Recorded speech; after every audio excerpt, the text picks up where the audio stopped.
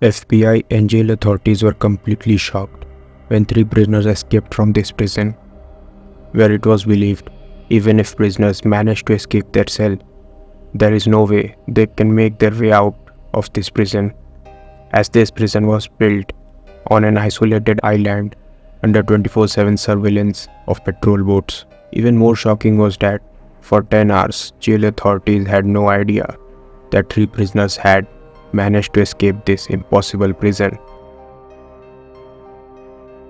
This prison was built on 22-acre Alcatraz Island, located in San Francisco Bay in Pacific Ocean. Not only this prison is in middle of the ocean, but also surrounded by 15 feet high fences all around the perimeter.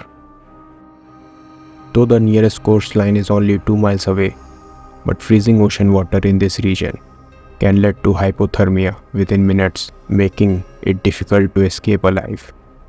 If someone still manages to survive this, the strong ocean currents would definitely slam them against the rocks. All these factors make this prison an ideal high-security federal prison. Since 1934 to 1963, it has housed some of America's most dangerous criminals, including Al Capone. As we know, this prison was unescapable.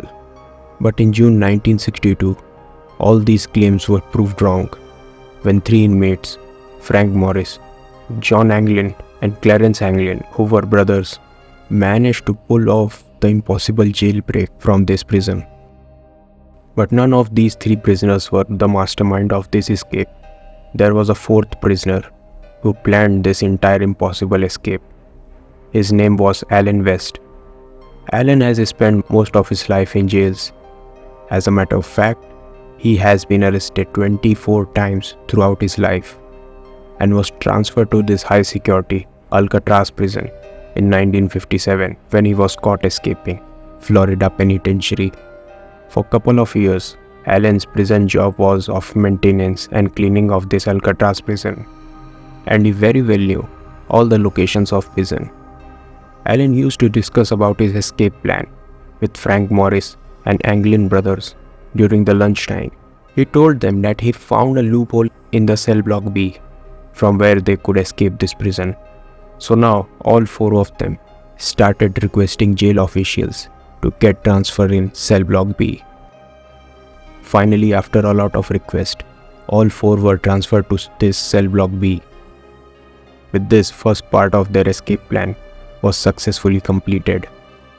Now for about a year, they gathered all the materials and tools required for their escape. Allen told them that the back walls in the cell block B are only 6 inches thick and can be dug using simple tools like spoons. All 4 of them started digging brick wall in their respective prison cells. To hide their digging, they made a fake wall panel that exactly looked like the real parts of the cell. They did most of the digging during the musical hours of the prison when there was a lot of noise all around the block. They even created a drilling machine using the motor from the prison's vacuum cleaner. Finally, after months of secretly working, they were able to dig the hole big enough for them to pass through it. On the night of June 11, 1962, just before escaping, they placed dummy heads on their pillows, which they had crafted from a mix of soap, toilet paper, and concrete, and had also added real human hairs collected from the prison barber shop, making it look like as if they were themselves sleeping soundly in their beds. This trick fooled the guards during the nightly bed checks. Morris and the Anglin brothers squeezed through the holes they had dug in their cell walls. Unfortunately, Allen West was unable to escape along with them. After squeezing out through wall, they reached to a service corridor which had no security at all. From there, they climbed up a ventilation shaft and made their way to the roof, where they had already gathered other materials for their escape journey like raincoats and wooden scraps, which they had been collected for years during their routine maintenance work. After packing up all these items, they climbed down a utility pipe, and then they climbed 2 15-foot barbed wire fences and reached the northwest shoreline of this island. They were preparing to leave the islands. They created an inflatable raft and life vest. With the 50 raincoats, they sneaked out from the jail staff inventory. The raincoats were sewn together and sealed with a glue, making the raft strong enough to survive the harsh waters of San Francisco Bay. They also built the paddles out of the scrap wood to help steer this raft. They inflated their raft using a concertina and disappeared into darkness. After 10 hours, next morning, during the attendance, every prisoner came out of their prison cell, except the 3 prison cells of Frank Morris and Anglin brothers.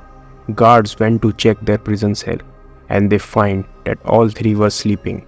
Guards got annoyed, and they entered their prison cells and thrown off their blankets, only to find those dummy heads. They realized that all 3 have managed to escape the unescapable Alcatraz prison.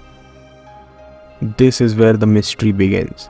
Authorities like FBI, US Marshals, US Coast Guard were involved. During the investigation, authorities also find the hole in Allen's prison cell and realize that he is the mastermind behind their escape. Allen fully cooperated with the authorities and told the entire escape plan to FBI, from dummy faces to raincoat rafts. He also told them after escaping this island, their plan was to reach the nearby Angel Islands and then to the mainland, from where they had to steal a car and some clothes. But no complaint regarding any kind of theft or robbery was reported that night. FBI thought that Allen was lying, but most of his claims turned out to be true when the authorities launched a massive search operation.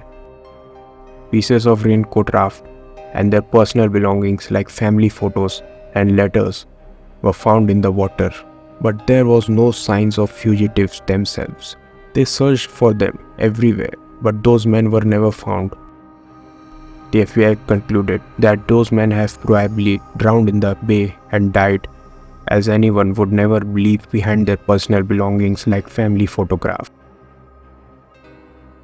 But in January 1965, FBI got an anonymous tip that Clarence Anglin was living in Brazil.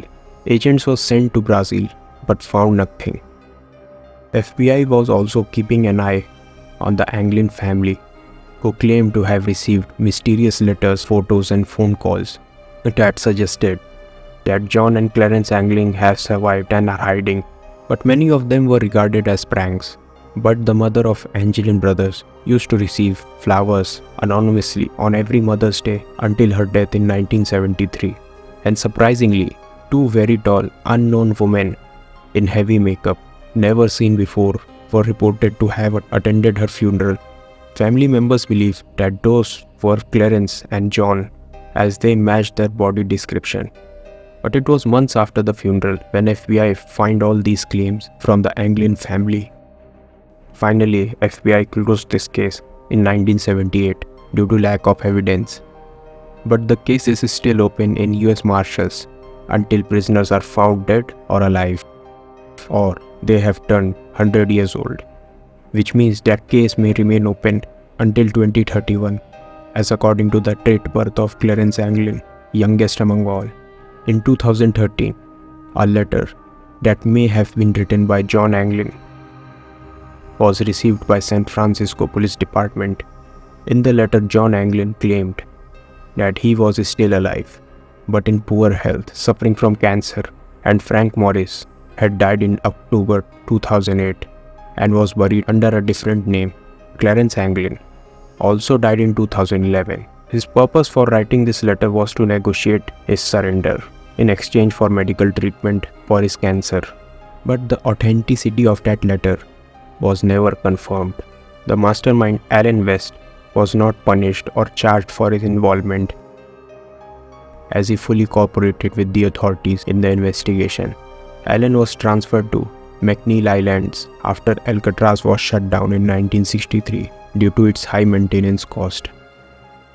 After serving his sentence, followed by 2 additional sentences in Georgia and Florida, he was finally released in 1967, only to be arrested again in Florida the following year on the charges of armed robbery. at the Florida State Prison. He brutally stabbed another prisoner in October 1972.